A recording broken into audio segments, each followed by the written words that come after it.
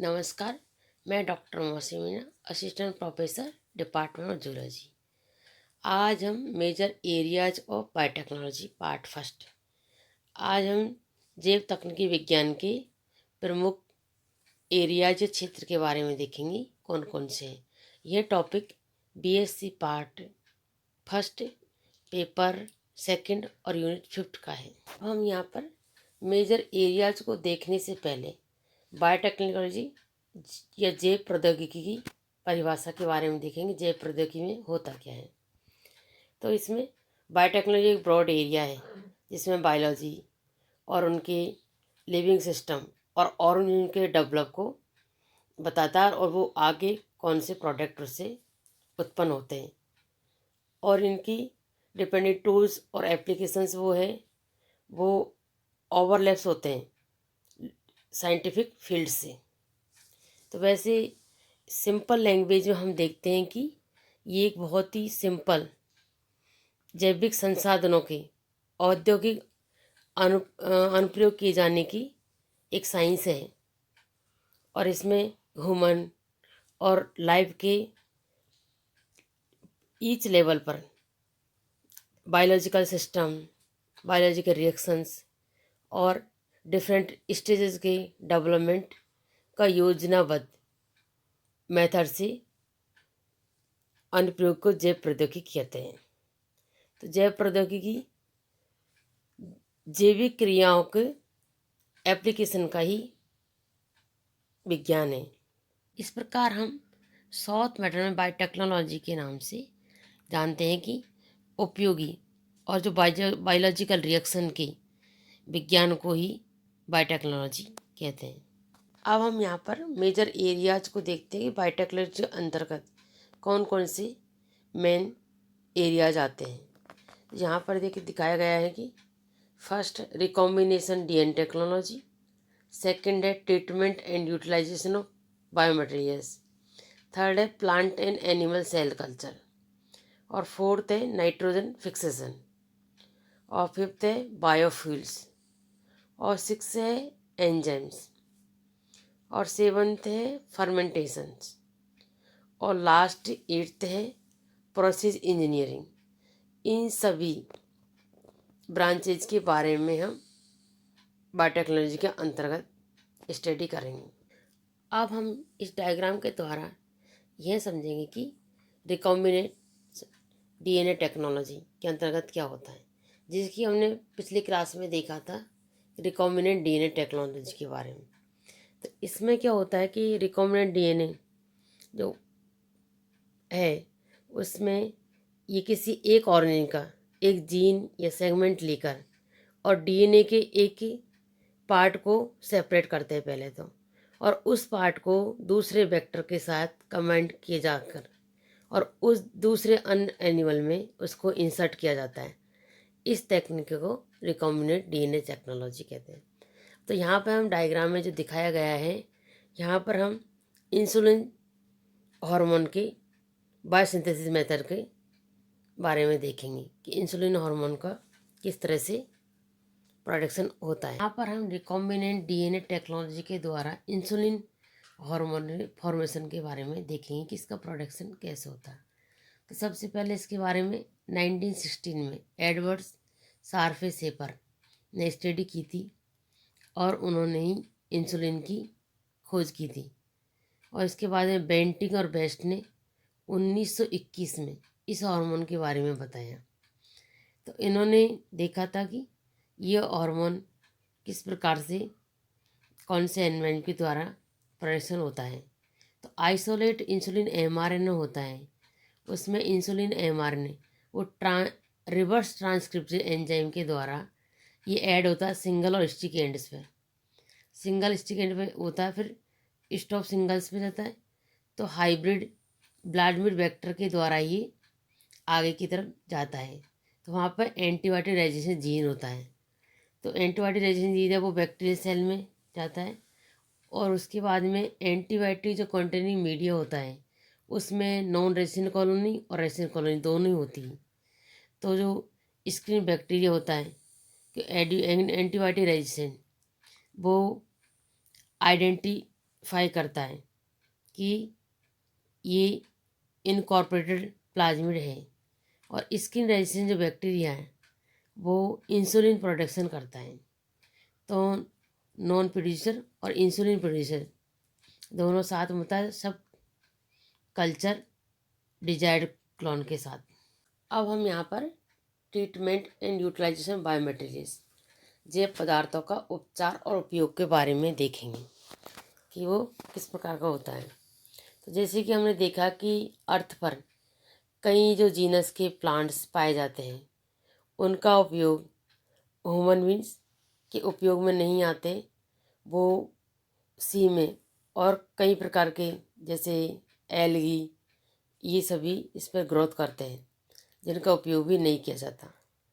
तो यहाँ पर हम एग्जाम्पल के तौर पर इथेनॉल को, उसका एग्जाम्पल देखेंगे कैसे कहते हैं। तो इसका जो प्रोडक्शन है वो गन्ने, चुकंदर, शकरकंद और स्टार्च, इन सभी जो क्रॉप्स हैं उनका जो बेस्ट प्रोडक्ट होते हैं उनसे ही इसका प्रोडक्शन होता है। तो यहाँ हमने इस चार्ट के द्वारा देखा कि जो इथेनॉल उसका प्रोडक्शन किया गया वो या तो ऐसी क्रॉप जो यूजलेस है या कार्बनिक जो मटेरियल्स होता है, ऑर्गेनिक मटेरियल्स, उनसे भी इथेनॉल को प्राप्त किया जाता है। अब हम देखेंगे plant and animal cell culture, पादप और प्राणी कोशिका संवर्धन। वो कहते हैं कैसे होता है, और इसको भी दो भागों में बांटा गया है, plant cell and tissue culture और एनिमल एंड टिश्यू कल्चर। तो इन दोनों में कैसे करेंगे। सबसे पहले हम देखते हैं कि प्लांट और एनिमल सेल कल्चर कैसे होता है। ये देखा कि जो प्लांट और एनिमल सेल्स होती हैं उनमें टिश्यूज़ का जो कल्चर होता है एक मेन एक्सपेरिमेंट के रिएक्शन द्वारा होता है, और यह रिएक्शन है वो ऑर्गेनिज्म की कंटिन्यूटी को बनाए रखने के लिए सेल्स में ग्रोथ और रिप्रेशन कराने, इनके मुख्य सिंथेसिस जो प्रोटेक्शन होते हैं उनको प्राप्त करने के लिए, जैसे कि नाम सुना होगा मोनोक्लोनल एंटीबॉडीज भी की जाती है। और इस मोनोक्लोनल एंटीबॉडीज के लिए जो मीडियम होता है वो उचित मात्रा में होना चाहिए और इसकी टेक्निक की आवश्यकता पड़ती है। तो ये दोनों ही प्लांट्स और एनिमल सेल्स में होता है। जैसा कि फर्स्ट हमने देखा कि plant cell and tissue culture, पादप कोशिका और उत्तक संवर्धन में कैसे होता है। तो इसमें देखिए फाइबर, ईंधन, जो कि एक इनडायरेक्ट अर्थ के ही मैन्युफैक्चर हैं, और इन जो प्लांट्स टिश्यू कल्चर की जो रिएक्शन है उसको टेस्ट ट्यूब या फ्लास्क में एक्सपेरिमेंट में कराई जाती है, और इनके द्वारा ये पूरी की जा सकती है। तो जो मोनोक्लोनल की जो उचित कल्चर जो होता है उसमें टेम्परेचर, मॉइस्ट और पीएच ये सब एंटर कराकर इस कॉम्प्लेक्स और इनकी ग्रोथ के लिए स्टिमुलेट किया जाता है। Animal cell and tissue culture, प्राणी कोशिका और उत्तक संवर्धन। तो हमने देखा कि जो मैमल सेल्स होती है उनके कल्चर में काफ़ी प्रोग्रेस प्राप्त हुई, और स्टार्टिंग में तो कल्चर की जो रिएक्शन है वो एनिमल वायरस के प्रोडक्शन में ही किया, और इसका उपयोग से वैक्सीन्स का फॉर्मेशन किया गया। और अब तो टिश्यू कल्चर की जो क्रिया है, मानव जो प्रोटीन्स होते हैं उनके फॉर्मेशन के लिए भी है, जो कि रोगों से प्रतिरोधकता या इम्यूनिटी प्रदान करते हैं। और इनमें क्या होता है कि इंटरफेरोन मेन होता है इनमें। इस प्रकार इसमें क्या होता है कि जो मोनोक्लोनल एंटीबॉडीज हैं उनको भी इसी टेक्निक द्वारा प्राप्त किया जाता है। अब मेजर एरियाज ऑफ बायोटेक्नोलॉजी के अंतर्गत हम पढ़ेंगे नाइट्रोजन फिक्सेशन के बारे में, देखेंगे कि नाइट्रोजन स्थिरीकरण में क्या होता है। जैसे कि ये जो नाइट्रोजन फिक्सेशन है, इसमें बायोलॉजिकल जो नाइट्रोजन फिक्सेशन के रिएक्शन होती है वो माइक्रो ऑर्गेनिज्म के द्वारा होती है। और ये माइक्रो ऑर्गेनिज्म वो लेगुमिनेसी जो फैमिली के जो प्लांट्स होते हैं उनकी रूट्स की नोड्स में पाए जाते हैं।